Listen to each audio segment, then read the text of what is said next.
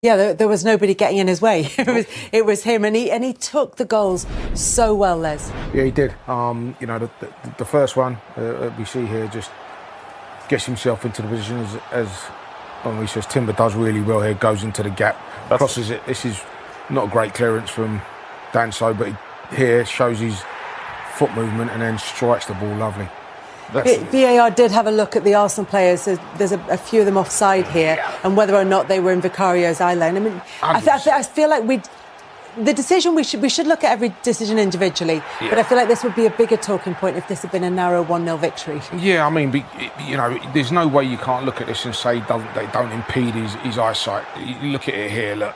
There's no way that doesn't impede his eyesight, but. You know, went up in VAR, there's someone else up there and doesn't think it does. I don't see how not. But if you go back to that goal, is Zubimendi making a run? Yeah, look. And your number 10 shooting. Look at them. You have no nines. So that's why all that talk all the time that, yes, you need a 9, like you need a goalkeeper to play football. But it doesn't mean that if you don't have a 9, you can't score. As it's been shown there, is Zubimendi making a run in behind first? Yeah, and as we saw there, Vicario saying that he couldn't see. He was saying he was unsighted. That made it 2-0 to Arsenal, and then Eze got the second, his second and Arsenal's third.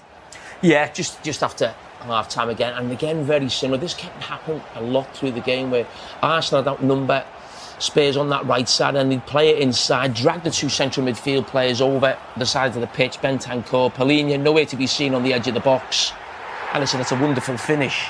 Of course it is from Eze, but this happened continually in the first half, and this is a problem with the system that they played. The space is always on the outside of the two central midfield players, and I'm sure that's something that Arsenal would have spoken about before the game, and it's worked an absolute treat.